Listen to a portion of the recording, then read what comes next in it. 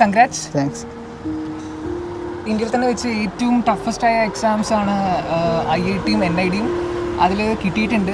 അപ്പോൾ എങ്ങനെയായിരുന്നു പ്രിപ്പറേഷൻസ് ഒക്കെ? പ്രിപ്പറേഷൻസ് പറയാൻ സാധാ മാതിരി തുടങ്ങി. പിന്നെ എക്സാംസ് അടുത്തപ്പോൾ ഒന്നും പാടെ ഫോക്കസ്ഡ് ആക്കി. ഡ്രോയിങ് പാർട്ടിൽ ഒന്നും പാടെ ഞാൻ വീക്കായിരുന്നു. അപ്പോൾ ഞാൻ അതിൽ കുറച്ച് ഫോക്കസ് ആക്കി. പിന്നെ പാർട്ടിയൊക്കെയുള്ളതും അത്യാവശ്യം നോക്കിയിരുന്നു. അപ്പോൾ എന്തൊക്കെ മെറ്റീരിയൽസ് ആയിരുന്നു യൂസ് ചെയ്തത്? മെറ്റീരിയൽസ് കോമൺ ആയിട്ടുള്ള ജസ്റ്റ് സാധാ ഡ്രോയിങ്ങിന് ഉപയോഗിക്കണ ടീച്ചേഴ്സ് റെക്കമെൻഡ് ചെയ്ത സാധനങ്ങൾ. പിന്നെ ഗായയിലെ മോക്ക് ടെസ്റ്റ് ഒക്കെ ഹെൽപ്പ് ചെയ്തു? ഹെൽപ്പ് ചെയ്തു, നല്ല ഹെൽപ്പ് ചെയ്തിരുന്നു. എക്സാമിൻ്റെ ഒരു ടഫ്നെസ് ഒക്കെ അറിയാൻ ഹെൽപ്പ് ചെയ്തു. ഇപ്പോൾ UC ക്ലിയറായി. IITക്ക് ഇപ്പോൾ എന്തായാലും സീറ്റ് ഉറപ്പാണ്. NIDൻ്റെ രണ്ടാമത്തെ റൗണ്ടിനും ഷോർട്ട് ലിസ്റ്റഡായി. ഇനിയിപ്പോൾ NID കിട്ടിയ IIT ആണോ NID ആണോ? NID അഹമ്മദാബാദ് കിട്ടുകയാണെങ്കിൽ NID പോകണം തന്നെയാണ് താല്പര്യം.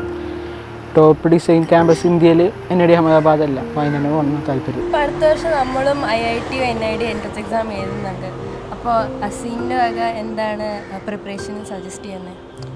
പ്രിപ്പറേഷൻ അറിയുമ്പോൾ IIT ആകുമ്പോൾ ഒന്നും പാടെ പാർട്ടിയെ ഫോക്കസ് ചെയ്യുക. NID ആണ് ഇമ്പോർട്ടൻ്റ് കൊടുക്കണമെങ്കിൽ ഡ്രോയിങ്ങിൽ കുറച്ച് കൂടുതൽ ഫോക്കസ് ചെയ്യുക എന്നുള്ളതാണ്.